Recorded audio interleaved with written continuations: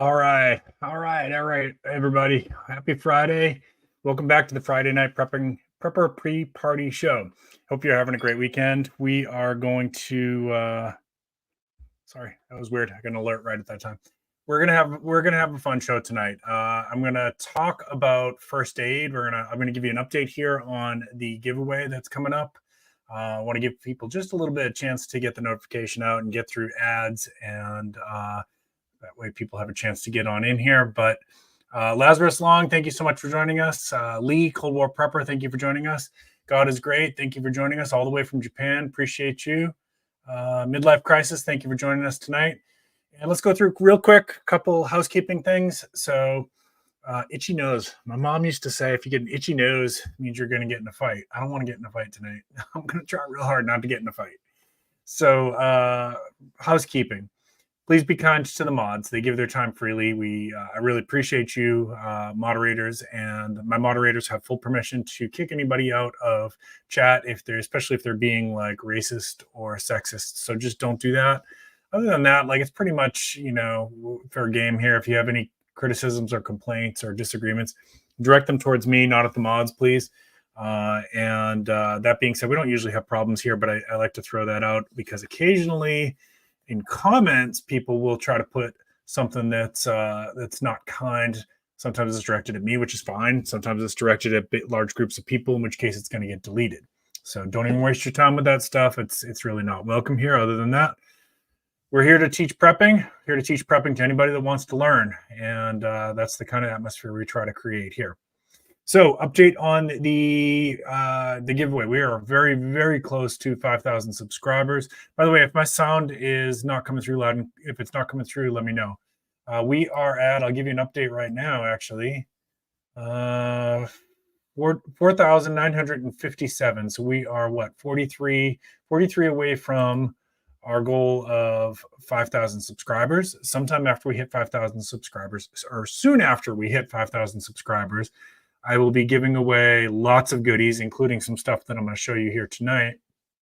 Make sure you check out that rules video. The rules video is posted inside my channel. As soon as you go to my channel, it should be the top video, right? Unless you're watching like on your phone and it's not the app, sometimes it doesn't show that way because you're not getting the full YouTube experience. But if you're on like a tablet or your laptop or you're watching through the app, you should be able to see that right at the top. And make sure you watch that. But I'm going to briefly explain the big rules here. Number one, you have to be 18 plus. Number two, you have to be able to receive mail in the 48 continental United States. And I explain why in the video. Please don't, ask me, oh, can you please change the rules or whatever? I explain why. There's good reasons why I have to do it this way. And I apologize. I know I have some international viewers. Believe me, I appreciate you. I really do. It's just very, very complicated. And so I wish that I tried my first two giveaways, tried to do it that way, and ended up eating a lot of costs. And I just can't do it, guys. I'm sorry.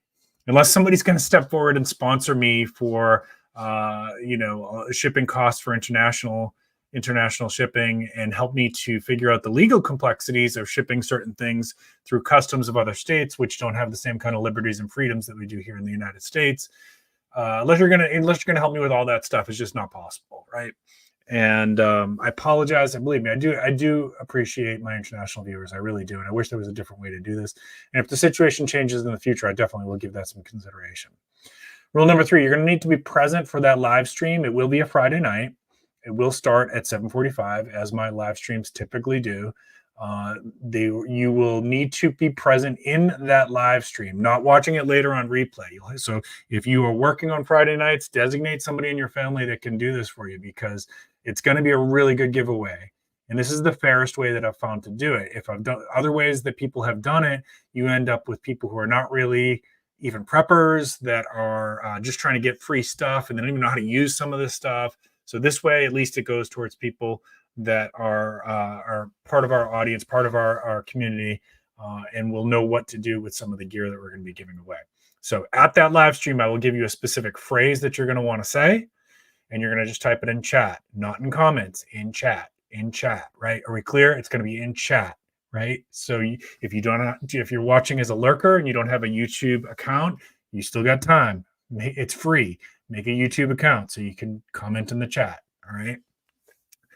Next thing that will happen is, so I will take anyone who gets their comment in during that time period, and I'll probably be live for like 45 minutes or so.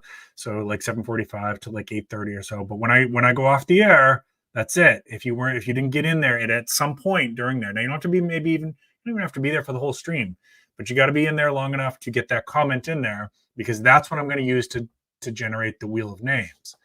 The wheel of names will be the next night, the Saturday night after that live stream. I will go live just so you guys can see everything. Otherwise, if I could do this off air, it would be easier on me, but I want everybody to see that this is a live thing and it's fair, and I'm not fixing the results or anything else that people might try to say if I don't do this live. You don't have to be in the Saturday night live stream. Your name's already entered. I recommend you do check back, because you'll have 14 days to notify me, and I'll give you how you're going to notify me. And there's going to be a verification process. So somebody doesn't, let's say that Lazarus Long wins a prize, and then I get an email from somebody claiming to be Lazarus Long. I've got a way to vet if that's really that person or not. Okay. So you won't have to be there for the Saturday night stream, but you should check back to see if you want a prize. Okay. All right. Watch that rules video. I explain it as clear as I can, and you still got a little bit of time if you've got questions. But I can tell you that we're very close to 5,000. I think it's going to happen this month. I feel very confident that it's going to happen this month. So,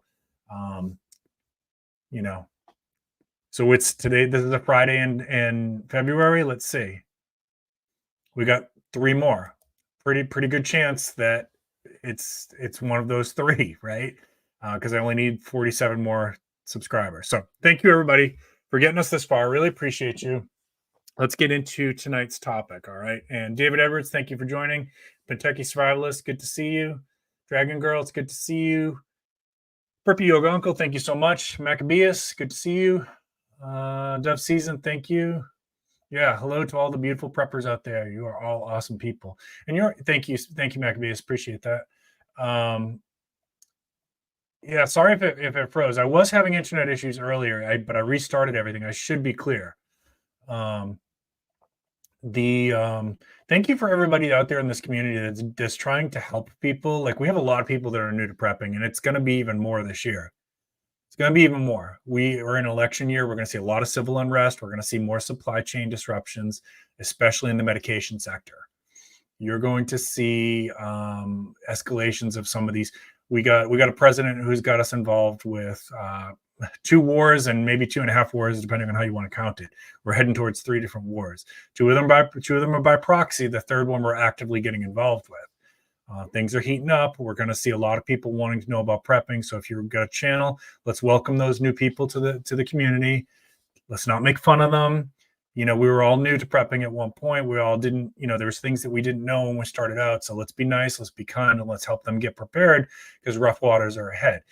I personally don't think it's the end of the world. That's not where I come at it with from this channel. But I do think we're in for some rough waters in 2024. And maybe a little bit beyond that too. Fred Petros, good to see you. Appreciate you. Hello to Carrie from James Island. John Camper, thank you for joining in. Appreciate you. I think I got everybody. Yeah, if you get anything of value tonight, please consider giving me a thumbs up. If you disagree with anything I say, go ahead and give me a thumbs down. I appreciate it. I appreciate the feedback. Mistakes were made stacking. Dude, I love that name. That is awesome. I love that. That is a great channel name. All right, let's get into it. So I got some more prizes. One of my brands that I work with is Rhino Rescue. Rhino Rescue, in this prepper's opinion, makes the best kits for the prepping community. I've got coupon codes and everything else rolling down there on the bottom of the screen. Check them out. But let me show you what they sent. And I want your opinion on this one. I'm going to need you to vote. If you're here in this live stream, you're going to help me make a decision on this. So they sent medium-sized first aid kit. I don't want to bust into this stuff, guys, because it's not my stuff. This is going to one of you all. So I don't want to open it up. I've done Rhino Rescue videos before. I've shown you what's in these videos, what's in these kits.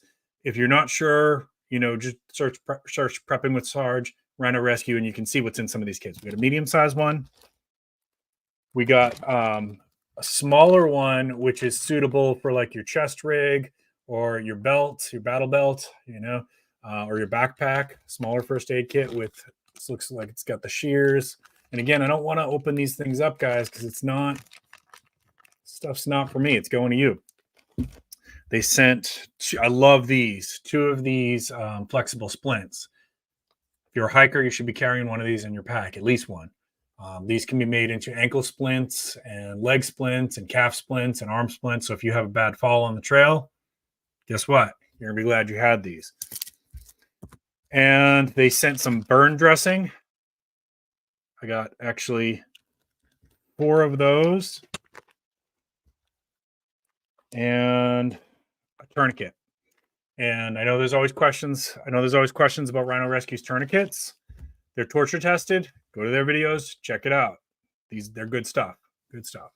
So my question for you all is, do you want me to split this into 2 prizes or to make that one big prize? So one person gets all that first aid kit, all those first aid supplies.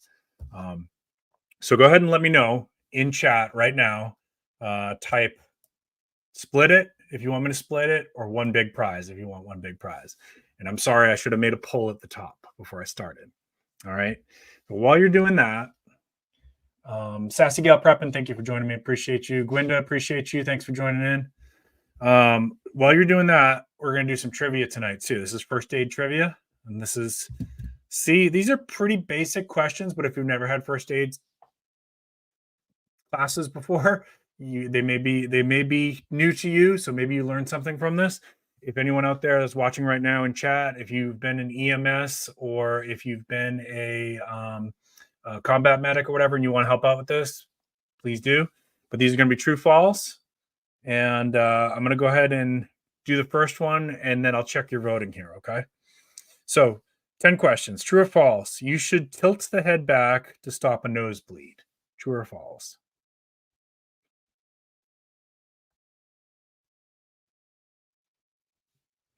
All right, let me check while you guys are answering that. Let me check if you want to split it.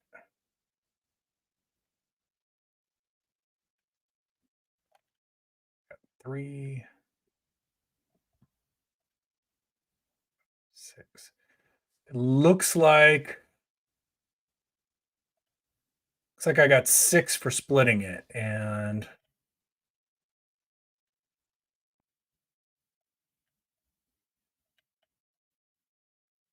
two for one big prize, right? Okay.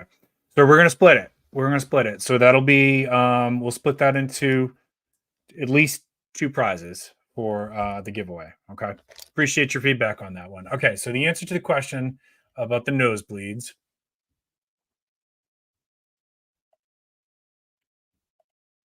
Pinch main vein, 50-50 on the OD bleed, on the nosebleed. Gotcha.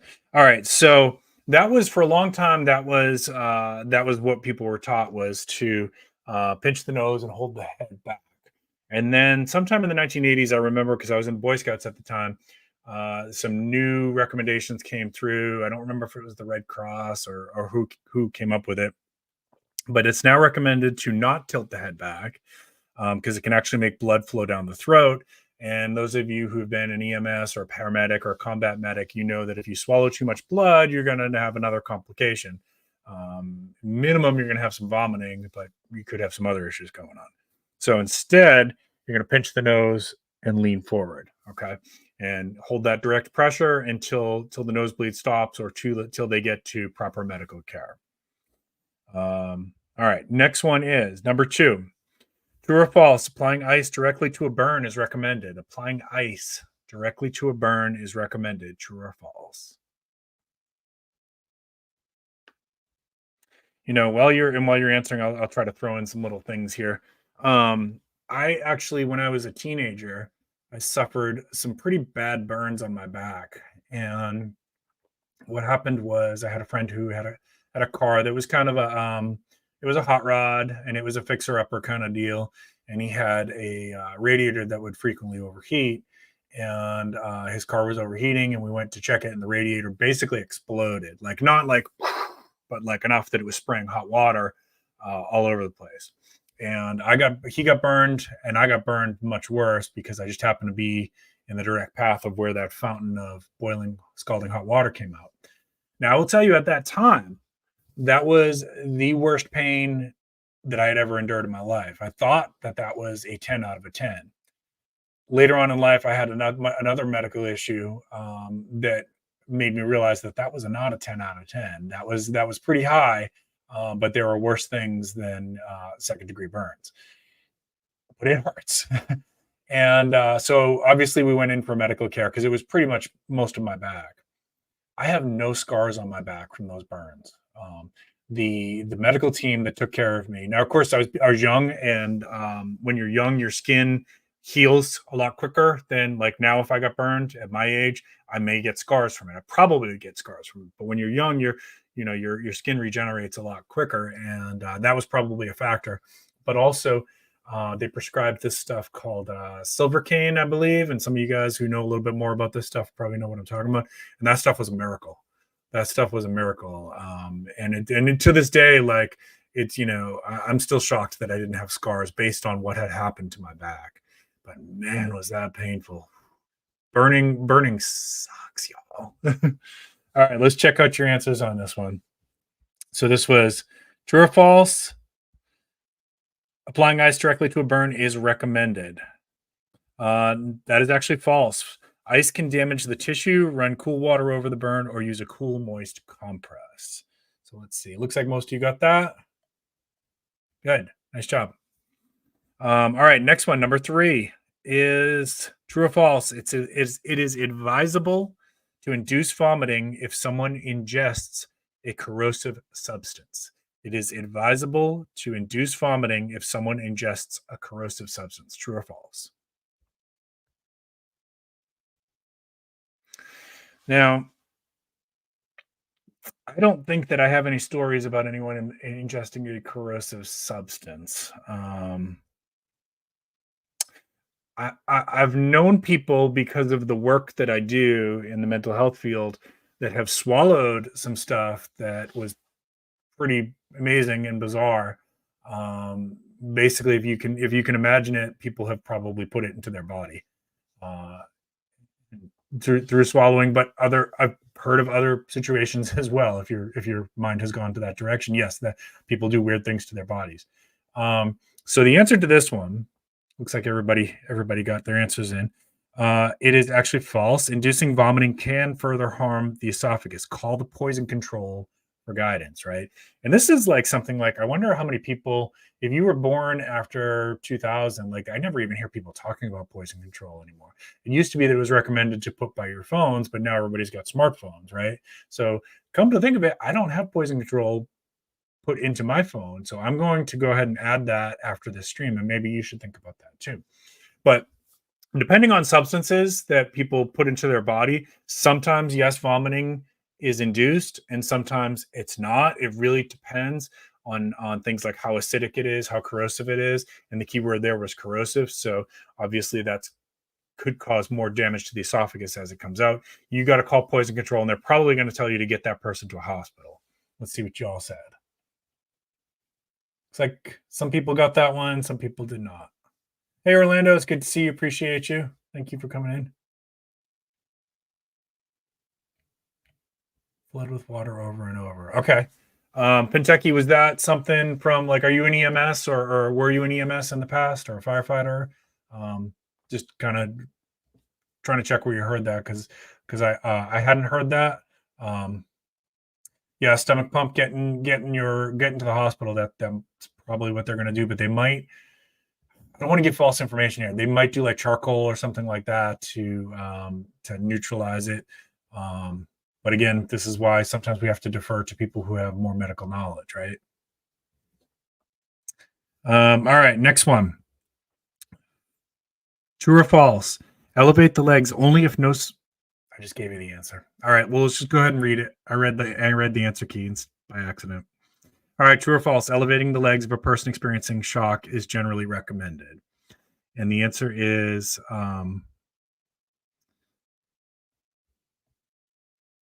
False. It's kind of a trick question.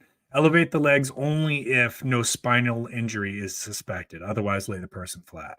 So, if there's no spinal injury that's suspected, yes, you can elevate the legs. Number 5, rubbing a snake bite with ice can help reduce the venom's effect. Rubbing a snake bite with ice can help reduce the venom's effect. Number 5. Now, essentially, I do have a story about this one. So, a couple of years ago at Georgia Bushcraft, I got to take a snake bite class with one of the premier experts on snake bites in the United States. In fact, this guy is so I'm blanking on his name. I apologize, but he's so well known in the snake bite community that he gets calls from all around the world when somebody's been bitten by a snake for a consultation. And so I learned a lot from that class. Snake bites are bad news, guys. You want to get somebody to medical help as soon as you can. This is one of those things. If we had a really bad SHTF, like systems are shutting down, hospitals are not available, you don't want to get bit by a snake. You really don't want to get bit by a snake. It's bad news. It's bad news. All right. Did you get your answers in? Because here comes the question. All right. The answer to that one is false. Ice may actually worsen the swelling, clean the wound, and seek medical help. So looks like Gus, I know yours was about the stomach question. Maybe, but I would see what you got to see what poison control says. They might say that. And Maccabeus says burnt bread. Again, if you can get access to poison control, let's say that we're not in a like grid down, no help available situation, then yeah, call poison control. Yeah, so snake bites. Here's the thing: like, most of the stuff you see in the movies, and that even stuff that you've read in like some survival manuals and stuff like that is bogus.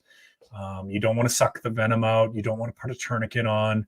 In fact, putting a tourniquet on, according to the instructor at Georgia Bushcraft, can actually make the situation worse because you're concentrating the venom in an area, and it can really destroy that area. Basically, you're almost better off to let it spread out a little bit. Sucking out the poison, number one, it's not going to work, and number two, you're just going to end up with some of that poison in your own mouth. You don't want to do that. Bottom line is you got to get the person to a hospital. You've got to get the person to a hospital, and they need the anti-venom. I'm talking about for venomous snakes, specifically poisonous snakes. You got to get them to. So one thing that you can do is learn to identify the poisonous snakes in your area. So we have a lot of snakes here in South Carolina, and there's a few poisonous ones. Some of the ones that are scary are not necessarily deadly. You could get an infection though, right? Like, so we have like a black rat snake here. It's pretty scary. It's big, it's fast. It's actually a constrictor, and they can get pretty huge. If you got bit by one and you're an adult, you could get an infection, but chances are pretty good you're not going to die unless that infection gets really bad. But we have copperheads too. We have cottonmouths. We have a couple other ones. The worst one in our area, according to the instructor, it was I think it's called an Eastern Diamondback Rattler. And if you get bit by that one, you got to get to a hospital quick. It's bad. Now for a copperhead, there's been a lot of people that have gotten bit, especially adults, not little kids. I'm talking about adults, like full-grown people, big boys like me. A lot of people have gotten bit by copperheads, and you can live in a lot of circumstances, but you still got to get to the hospital because it is venomous. It can go into your bloodstream. It can go to your heart. But you got a pretty good chance of living if you can get to the hospital from a copperhead bite. The smaller you are, of course, because of body weight, the more risk that is. Unfortunately, a lot of small dogs get bit, and because of their size, they don't usually make it. But in a full-grown adult, you get bit hiking, get yourself to medical care, get yourself to the hospital, and you got a pretty good chance of making it through. You get bit by an Eastern Diamondback, you better get yourself to a hospital like real fast. All right, let's keep it going here, and I'll check your comments, see if you got anything for me.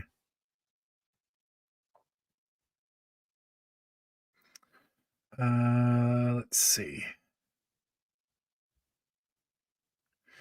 Snake bite. Okay, there it is. Number 6. CPR should only be performed by certified professionals. What do you think about that one? True or false? CPR should only be performed by certified professionals.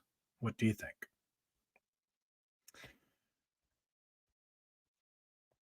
You know, when you do, while you guys are answering that one, this is not CPR, but abdominal thrusts, which they usually teach with CPR. I did have to do that one time on an elderly woman, and she was choking. She was choking, and I was very afraid because I've heard stories from so many paramedics and EMS about, I didn't want to break this woman's ribs because yeah, that can happen. And so I was not giving it full force as I was doing those abdominal thrusts. And so I did a couple, and then I like peeked around, and her lips were turning blue. I was like, crap, I'm gonna have to go hard. So I gave the next one a real good, like solid, whew, and chunks of broccoli came flying out. So it works. Need to learn this stuff, folks. This is stuff anybody can learn. A lot of times the courses are free. Check with your local churches. Do a search for the American Red Cross or the American Heart Association in your area, and even if you have to pay a little bit of money for it, do it, because you might save your friend's life, you might save a family member's life. And take the adult, infant, and child CPR one, right? I know the thought of doing CPR on an infant is scary. Believe me, I get it. It's better, as with all things prepping, it's better to have that knowledge, have those skills, and not need it than to need it and not have it. So take the adult, child, and infant CPR, please.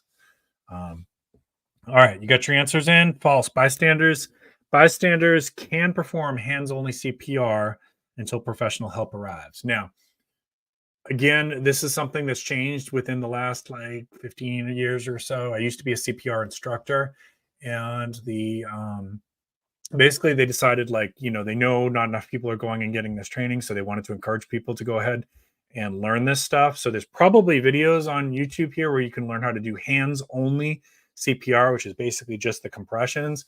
If you do nothing else, please go watch that stuff. Please know how to do that. You definitely can save a life. What you're doing most of the time is you're buying them time until they can get to a defibrillator, right? Until they can get to higher level medical care. Very unlikely, although I know I've heard a couple stories where somebody's doing CPR and all of a sudden the person sits up or they just starts breathing. It's not usually how it goes, from what I understand. You're keeping them alive until they can get that, and then that usually can save the life, right? So, but I have heard of a couple instances where somebody was doing CPR and the person just like started breathing again. So, so it can happen. But get this skill, get this training. This is a must-have for preppers. There's like, we put away cans, we learn how to purify water, we learn how to make fires with nothing. Why not learn some first aid skills? Why not learn some CPR? Why not learn how to deal with choking? Like, most of the time these things are free. These classes are free, and if they're not free, they're very affordable, and it's money well spent. So please, if you haven't done it, go take care of that. All right, we're on number 7, and I'm going to check your chat here real quick after I read this one. In the case of a heart attack, giving aspirin to the person can be beneficial. True or false? In the case of a heart attack, giving aspirin to a person can be beneficial. All right, while you guys are answering that, let me scroll back here and check your chats.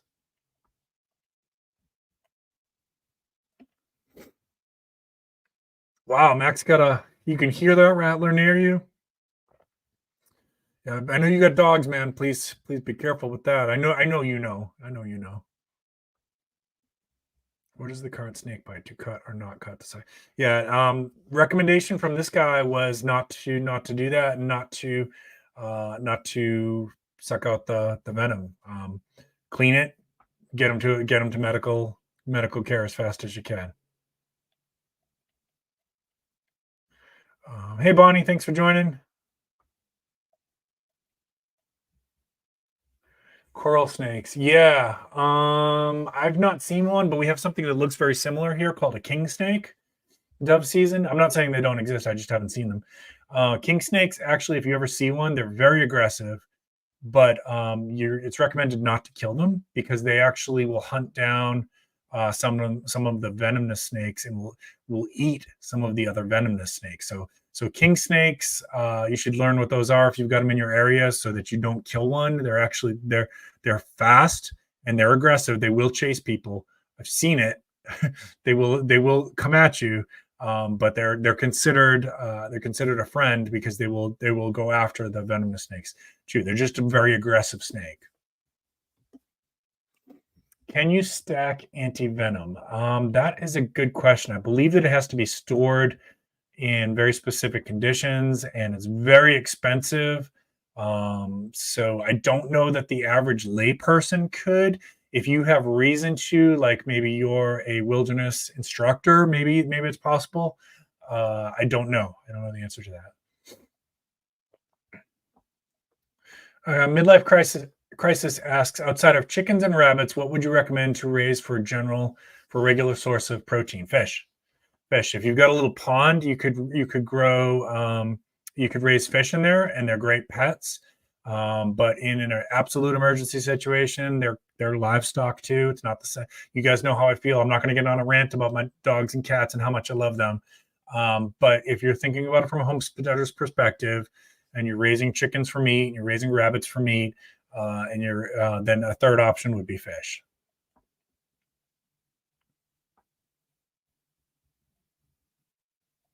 Maccabee says it used to be legal. Okay. All right. So it looks like most people are saying false on this one.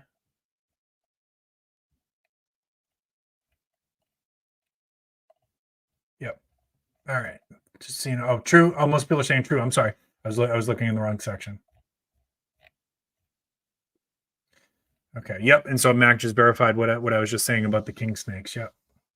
All right. So this one was this one is true, but there's a little bit of controversy with this one. True, aspirin can help thin the blood during a heart attack, but consult with a healthcare professional first. Okay, so there's been some debate about this in the last few years. I'm going to encourage you to do your own research, talk to your doctor and your nurses about this, make your own decision. I think your OG nurses would probably say keep some dissolvable aspirin around the house for this. I will tell you that if it was my family member, I'm going with the aspirin unless they've got an allergy to it. And I keep dissolvable aspirin around just for that case. And when I'm hiking and camping, I keep a little bit of that with me as well. You could put some dissolvable aspirin in your bug out bag and your get home bag. Just make sure you're rotating that. So personally, for my family members, yes. Just know that there is a little bit of debate and controversy around this recently, so you can do your own research on it. Okay. All right, number 8. We've got a couple more here. When treating a sprain, applying heat is more effective than using ice. True or false? When treating a sprain, applying heat is more effective than using ice. True or false?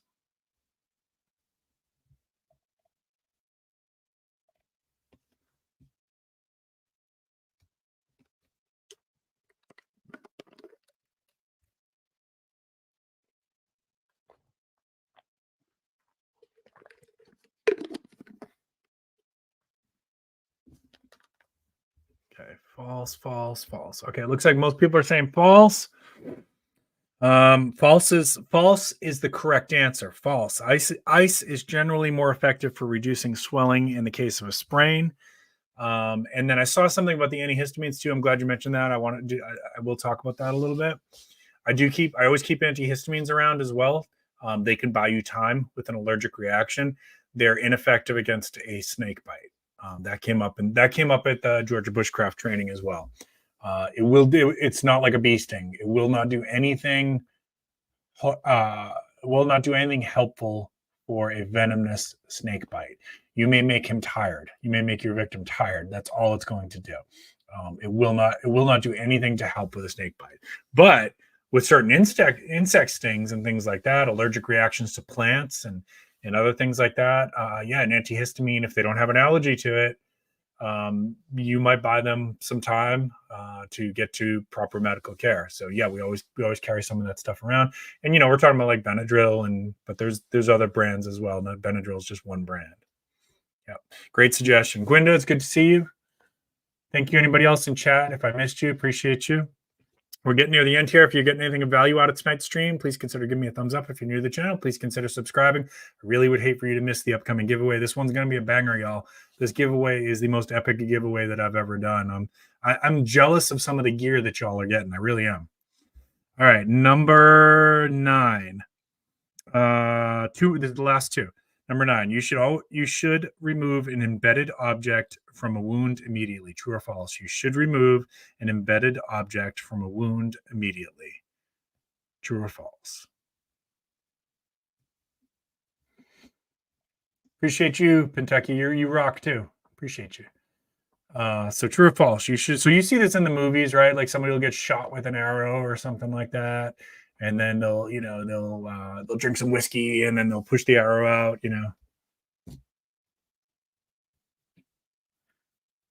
Okay, looks like you guys got it. Yeah, so it depends on a couple things, but generally false. Leave the object in place and seek medical attention to avoid further damage and bleeding, right? So let's assume we're talking about a medium-sized object. We'll say, something the size of the pen. If that's embedded through my hand, right? So like we'll put it through the fingers there. If it's embedded through my hand and it's actually stopping some of the bleeding right now. But if I pull it out, now I've got a pretty decent 9mm sized hole that's gonna possibly flow with blood pretty heavily. And if I hit an artery or a vein, it's gonna bleed a lot. So generally speaking, you're gonna leave it in there till they can get to medical help. Okay, we're assuming that the grid is functional and the hospitals are functional at this point and all that kind of stuff, right? Now, of course, there's exceptions to this, right? Like if there's a little splinter that's embedded in my skin, I'm going to grab my tweezers and I'm going to take that out. I'm going to have my bandages nearby because I have heard of people getting like really weird injuries because they nicked a vein or whatever. Like I had a friend who coffee cup fell and it shattered and a piece of that coffee cup went into his thumb. When he pulled it out, it started bleeding like crazy. And it was just a little sliver of porcelain, but he hit a vein. So that's why it's generally recommended to leave it in so you can get to medical help. That being said, some small situations like that, from me personally, I'm going to use my own judgment. I know most of the people in the chat here have had situations where you probably should have went to the hospital and you didn't. You just wrapped it in duct tape. Raise your hand in chat if you've done that, because I have too. And I'm not recommending that you do that. I've got scars to prove it. Probably everybody's done that, right? Like everybody's had some kind of injury when you're like, in retrospect, I probably should have went to the hospital. All right, let's go to the last question here. Yep, Dove Season's done it. I see you. Nerdy Prepper, Treasurer Investor, appreciate you. Thanks for joining. That's right. Gus Wolf said it right there. Let me pin that. We do not rise to our level of expectations. We fall to our level of training, right? And this is what, you guys know, I do therapy with first responders. This is what happens is when an emergency kicks in, your fight, flight, freeze is going to kick in. And that is, so you have to understand a little bit about the brain. Most of our higher functioning brain, this part up here, this is what makes humans really cool. Like this is where art comes from. This is where music comes from. And this is where we build skyscrapers and space shuttles and all kinds of cool stuff. That's here. But there's a part back here, your brainstem, which is where your fight, flight, freeze, specifically the amygdala, where your fight, flight, freeze, the center of that is contained. And in an emergency, that takes over. And it doesn't have the same skill set as your higher functioning brain. So it doesn't think through problems as good as this brain does. But it does a darn good job of keeping you alive.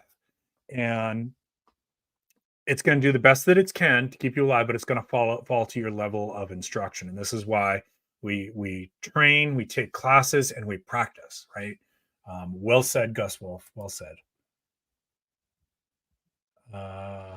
Bacon's good to see you, brother. Bacon says, only if it's in your foot. Kentucky, wait a minute. I think I missed something. Bacon says, actually took out his own stitches fairly recently. Can't say I recommend doing anything I do, though. Yeah, so when I had my diverticulitis surgery, which I've talked about before in this, I had the big medical staples all down right here, basically. I got a pretty gnarly scar from that, actually.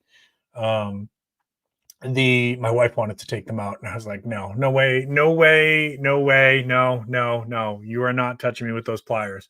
I went to the doctor. Now, she probably could have done them, honestly. She probably could have done them, but I went to the doctor and I had the doctor take them out. Nerdy prepper treasure investor, thank you so much for the super chat. I appreciate you. You rock. Thank you. All right, last question, then we're going to call it a night, folks. If someone is having a seizure, it's best to restrain them to prevent further injury. True or false? If somebody's having a seizure, it is best to restrain them to prevent further injury. What do you all think about that one?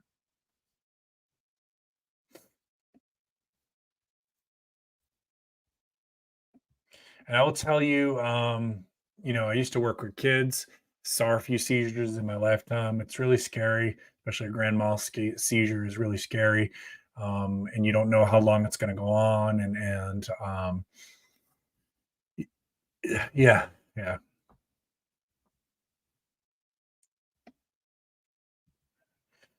All right. Super glue gash is closed a couple of times. Yeah, you can. Super glue can work for that. It's good to keep. Actually, you know what? For your SHTF situations where maybe we can't get to the hospital, it's a good idea to keep some super glue on hand.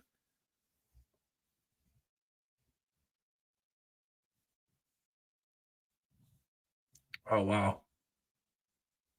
Just reading your comments, y'all. All right, so the answer to that one is false. You want to keep the person safe. You keep the person safe. Basically, what you want to do is you want to remove from the area obstructions that person who's having the seizure might hit, right? You don't want to interfere with their body too much. You actually can injure them. I know there's been over the years, there's been different things that have been taught about this. I think they used to talk about like putting something to depress the tongue. That's generally not recommended anymore from the classes that I've taken. Maybe you learned something different. It's not likely they're going to like choke on their tongue. That was the thought on that. So basically what you're going to do is you're going to try to remove anything that they might hit themselves on. I will tell you that one of the times when we witnessed the seizure, the kid was banging his head against the floor real hard. We timed it and we slipped a blanket under there. So a folded blanket, so that we didn't touch his body. We just slipped that under there. So instead of hitting the floor, he was hitting the blanket. But even that's like a little bit risky. So you're going to have to make your judgment calls if you see something like that going on. Get anything like sharp or breakable out of their reach of their body. Try to time it, because when the EMS comes, they're going to need to know how long it was. Now, if a person has a seizure disorder, they might not need to go to the hospital, but you still need to time it so they know, so they can talk to their doctor about, hey, my last seizure was 2 weeks ago and it was 4 minutes and 20 seconds or whatever, right? Which would be a really long seizure. So hope that helps. Let me check your chat one more time, and we're going to start to wind this one down. We'll call it a week. Ooh, Cold War prepper, man.